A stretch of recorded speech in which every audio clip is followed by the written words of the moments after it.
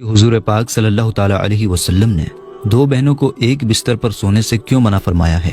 अस्सलामुअलैकुम वरहमतुल्लाहि वबरकातुहू। सब्सक्राइब कीजिए हमारा चैनल मोहम्मद रबीउल रज़ा खान और बेल आइकन प्रेस कीजिए ताकि आने वाली हर वीडियो की नोटिफिकेशन आप तक पहुंचे सबसे पहले। जज़ाकल्लाह। हुजूर पाक सल्लल्लाहु ताला अलैहि वसल्लम ने दो बहनों को एक बिस्तर पर सोने से क्यों मना फरमाया है और साथ ही साथ सोने के आदाब भी आपको बताएंगे, इसलिए इस वीडियो को आखिर तक जरूर देखिएगा। दोस्तों, रसूलुल्लाह सल्लल्लाहु ताला अलैहि वसल्लम ने जिंदगी के हर मोड़ पर हमें सही रास्ता दिखाया है और एक कामयाब जिंदगी गुजारने का तरीका सिखाया है। यानी जिंदगी के हर मोड़ पर उन्होंने हमें सही और सीधा रास्ता दिखाया है। यहाँ तक कि नींद की हालत को भी नहीं भूला, वो नींद जिसमें इंसान तकरीबन अपनी 1/3 जिंदगी गुजार देता है। इस्लाम ने उसके बहुत से आदाब और सुन्नत बताए हैं।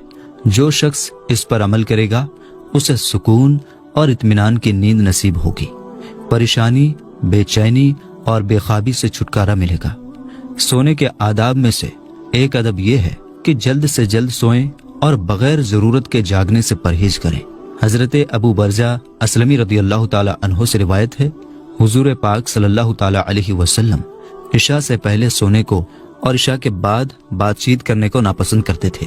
सोने का दूसरा अदब यह है कि इंसान दाएं करवट पर सोए, क्योंकि नबी करीम सल्लल्लाहु ताला अलैहि वसल्लम दाएं करवट पर सोया करते थे और उनका हुक्म भी इरशाद फरमाया है। हजरत बरा बिन आजिब रदियल्लाहु ताला अन्हु फरमाते हैं कि नबी करीम सल्लल्लाहु ताला अलैहि वसल्लम दाएं करवट पर लेटा करते थे और हजरत बरा बिन आजिब रदियल्लाहु ताला अन्हु को भी आप सल्लल्लाहु ताला अलैहि वसल्लम ने दाएं करवट पर ही लेटने का हुक्म दिया।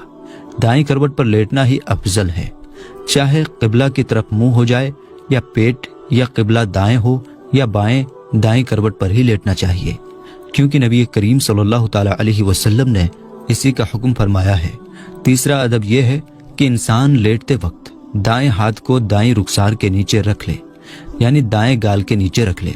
हजरत अबू हुरैरा रदियल्लाहु ताला अन्हु ने बयान किया कि हुजूर पाक सल्लल्लाहु ताला अलैहि वसल्लम ने फरमाया है कि जब भी तुम में से कोई शख्स अपने बिस्तर पर आ जाए तो अपना बिस्तर झाड़ ले, इसलिए कि वो नहीं जानता कि क्या चीज उसकी गैर मौजूदगी में उसमें दाखिल हो गई है। सोने से पहले हाथ और मुंह में गोश्त, चर्बी वगैरह की महक हो तो इसको धो लेना चाहिए। हुजूर पाक सल्लल्लाहु ताला अलैहि वसल्लम ने फरमाया, जिसके हाथ में गोश्त या चर्बी की महक या उसका असर मौजूद हो और उसे धोए बगैर सो गया, फिर उसे कोई मुसीबत पहुंची तो उसे चाहिए कि वो अपने आप को ही कोसे। सोने से पहले खाने पीने के बर्तनों को ढांप देना चाहिए। सोने से पहले खाने पीने के बर्तनों को बिस्मिल्लाह कहकर ढांपें। अगर कोई चीज ना मिले तो कम से कम एक लकड़ी ही सही बिस्मिल्लाह कहकर उन पर रख देनी चाहिए, इसलिए कि शैतान बंद दरवाजों को और ढके हुए बर्तनों को नहीं खोलता। सोने से पहले आग और चिराग बुझा दिया करें। हजरत जाबिर बिन अब्दुल्लाह रदियल्लाहु ताला अन्हु से रिवायत है कि रसूलुल्लाह सल्लल्लाहु ताला अलैहि वसल्लम ने फरमाया, रात में जब तुम सो जाओ तो चिराग बुझा कर ही सोना और दरवाजा बंद कर दो। हजरत अब्दुल्लाह इब्न उमर रदियल्लाहु ताला अन्हु फरमाते हैं कि हुजूर पाक सल्लल्लाहु ताला अलैहि वसल्लम ने इरशाद फरमाया, सोते वक्त अपने घरों में आग को जलते हुए ना छोड़ो। और एक और रिवायत में है कि चिराग बुझा दो, क्योंकि कभी कभार चूहा चिराग की बत्ती को भड़काकर घर वालों को जला डालता है। ऐसी छत पर सोना मना है जिसके चारों तरफ कोई आड़ ना हो जो गिरने पड़ने से रोक सके। रसूल खुदा सल्लल्लाहु ताला अलैहि वसल्लम ने फरमाया, जो शख्स ऐसी छत पर सोए जिसके चारों तरफ कोई आड़ ना हो और वो ऊपर से गिर कर मर जाए या उसे कोई नुकसान पहुंचे तो इसका जिम्मेदार वो खुद है। दोस्तों, ये थे कुछ सोने के आदाब जिनको बताना मैंने जरूरी समझा। अब हम अपने टॉपिक की तरफ आते हैं, यानी कि हुजूर पाक सल्लल्लाहु ताला अलैहि वसल्लम ने दो भाइयों बहनों को एक बिस्तर पर सोने से क्यों मना फरमाया है। दोस्तों, इस्लाम बहुत ही साफ सुथरा और पाकीज़ा दीन है। इस्लाम जहां ज़ाहिरी गंदगी से बचने की अपील करता है, उसके साथ साथ ऐसे इंतजाम भी इंसानों को देता है जिससे हर शख्स की रूहानी तरबियत भी होती है।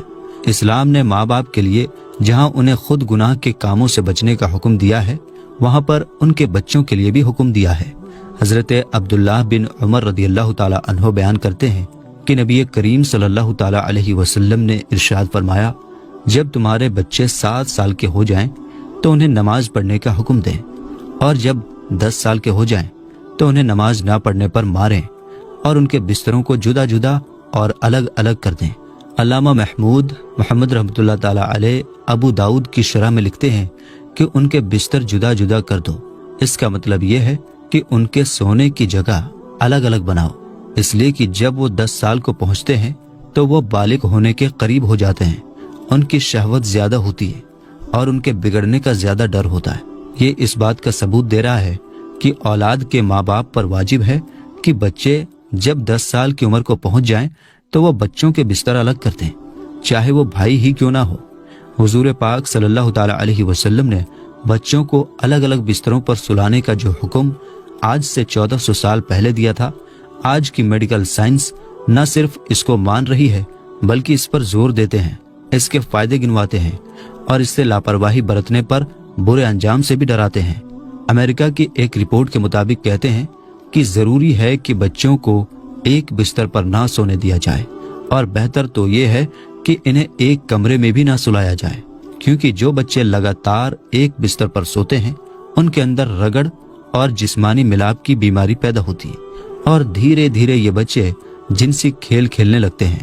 سونے والے کمرے میں ماں باپ کے ساتھ ساتھ بچوں کا سونا بھی کسی صورت حکمت سے خالی نہیں ہے، کیونکہ بچے دیکھنے میں سوئے ہوئے نظر آتے ہیں لیکن حقیقت میں وہ جاگتے ہوتے ہیں۔ 2-3 سال کے بچوں کا بھی عام طور پر یہی حال ہوتا ہے۔ ایسے بچے جاگتے ہی اپنے ماں باپ کو جنسی ملاپ کی حالت میں دیکھ کر ڈر جاتے ہیں اور اکثر ان کا برا حال ہوتا ہے۔ کبھی کبھار ایسا بھی ہوتا ہے کہ گہری اندھیری رات بھی ان کی آنکھوں پر پردہ نہیں ڈال سکتی، اس لیے کہ کچھ جنسی حرکتوں کے ہونے کی وجہ سے بھی چھوٹے بچوں کی نیند اڑ جاتی ہے، اور یہ نو عمر بچوں میں جنسی خواہشات ابھرنے لگتے ہیں، اور شروع سے ہی ان کی عادتیں بھی بگڑنے لگتی ہیں، اور ان بگڑنے والی عادتوں کو ہم بہت ہی آسانی کے ساتھ بستر الگ نہ کرنے کی صورت میں جوڑ سکتے ہیں، جس میں بچے ماں باپ کے ساتھ ایک کمرے میں سوتے ہیں اور ان کی حرکتوں سے متاثر ہوتے ہیں، جبکہ شریعت کی طرف سے اس پر بہت سختی کی گئی ہے۔ اس لیے ماں باپ کو اس سلسلے میں بڑی احتیاط اور سخت پرہیز کی ضرورت ہے۔ علامہ مناوی جامع صغیر کی شرح میں لکھتے ہیں کہ جب تمہاری اولاد 10 سال کی عمر کو پہنچ جائے تو ان کے وہ بستر جہاں وہ سوتے ہیں جدا جدا کر دو، شہوت کی مصیبتوں سے ڈرتے ہوئے، اگرچہ 2 بہنیں ہی کیوں نہ ہو۔ اس طرح ایک روایت میں حضور پاک صلی اللہ تعالی علیہ وسلم نے ارشاد فرمایا ہے کہ مرد مرد کی سطر یعنی شرمگاہ کی طرف نہ دیکھے، اور نہ ہی عورت عورت کی سطر کی طرف دیکھے، اور مرد ایک مرد کے ساتھ ایک کپڑے میں جمع نہ ہو، اور نہ عورت عورت کے ساتھ ایک کپڑے میں جمع ہو۔ اس حدیث میں بھی یہ حکمت ہے کہ مرد و زن برائی سے بچے رہیں اور اپنے آپ کو گناہ سے بچائے رکھیں، کیونکہ جب تنہائی اور ایک ہی بستر میں انہیں سونے کی جگہ ملتی ہے تو شیطانیت کا دروازہ کھلنے میں دیر نہیں لگتا۔ اس لیے اسلام نے اس دروازے کو بند کرنے کے لیے یہ تعلیم دی ہے کہ 10 سال جو شعوری عمر کی شروعاتی ہوتی ہے اس سے ہی پابندی کر دی جائے تاکہ برائی کے راستے بند ہو جائیں۔ اس لیے ہمیں اس بات کی طرف خاص طور پر دھیان دینے کی ضرورت ہے اور اپنے بچوں کو اسلامی تعلیمات سے جوڑنے کے لیے پوری محنت اور کوشش کرنی چاہیے۔ اور یاد رکھیں میرے دوستو، اپنے چھوٹے بچوں کو چاہے وہ 10 سال کا ہی کیوں نہ ہو یا 15 سال کا ہی کیوں نہ ہو، ان کو موبائل نہ دیں۔ اگر آپ ان کے ہاتھوں میں موبائل دیتے ہیں اور وہ کسی کونے میں جا کر اپنے چھوٹے بھائی کو لے جا کر اگر وہ کوئی بھی چیز دیکھ رہے ہیں، مثلاً آپ کو پتا ہے کہ وہ کوئی ایسی چیز نہیں دیکھ رہا ہے، وہ تو کوئی گیم کھیل رہا ہوگا یا وہ کوئی کارٹون دیکھ رہا ہوگا، ایسا ہمیں لگتا ہے، لیکن آج کا الگوریدم اتنا فاسٹ ہے، آج کی سوشل میڈیا اتنی ایکٹیو ہے، اتنا ماڈرن ہو چکا ہے کہ بچوں کے سامنے بھی ایسی چیزیں آتی ہیں۔ تو ان کو روکنے کے لیے جو ضروری چیزیں ہیں وہ آپ سب سے پہلے کریں، اس کے بعد ہی بچوں کے ہاتھوں میں موبائل دے دیں۔ اور ضروری ہے کہ آپ ہر وقت اس موبائل کی ہسٹری کو، اس موبائل کے ڈیٹا کو آپ ضرور چیک کیا کریں۔ تو ماں باپ کی یہ ذمہ داری بنتی ہے کہ اپنے بچوں کی دیکھ بھال کریں، اپنے بچوں پر نظر رکھیں۔ تو میرے دوستو، ہم امید کرتے ہیں کہ آج کی ہماری یہ ویڈیو آپ کو پسند